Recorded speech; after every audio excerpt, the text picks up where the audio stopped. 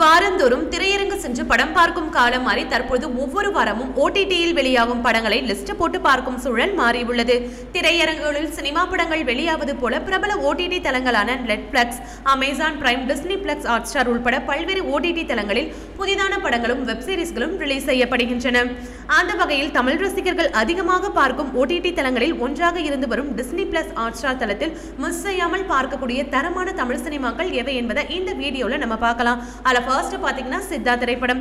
கடந்த ஆண்டில் சித்தார்த் நடிப்பில் வெளியான கிரைம் த்ரில்லர் படம் சித்தா பெண் குழந்தைகளுக்கு எதிராக நடக்கும் பாலியல் அத்துமீறல்களை மையப்படுத்தி விழிப்புணர்வை ஏற்படுத்தும் கதையாக அமைந்த படம் தான் இந்த திரைப்படம். அடுத்தது விக்ரம். உலகநாயகன் கமலஹாசனின் கம்பேக் படமாக இருந்த விக்ரம் படத்தை லோகேஷ் கனகராஜ் இயக்கியுள்ளார். ஆக்ஷன் த்ரில்லர் படமாக விக்ரம் பாக்ஸ் ஆபீஸில் வசூலில் பட்டையை கிளப்பியது. அடுத்தது கைதி.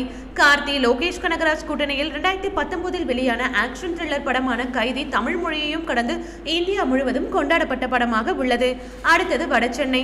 தனுஷ், வெற்றிமாறன் கூட்டணியில் 2018 வெளியான கிரைம் டிராமா படம் தான் வடசென்னை படம். அமீர், டேனியல் பாலாஜி, சமுத்திரகனி, கிஷோர், ஐஸ்வர்யா ராஜேஷ், ஆண்ட்ரியா உள்ளிட்ட பல நட்சத்திர பட்டாளமே நடித்திருந்தது. அடுத்தது உரியடி.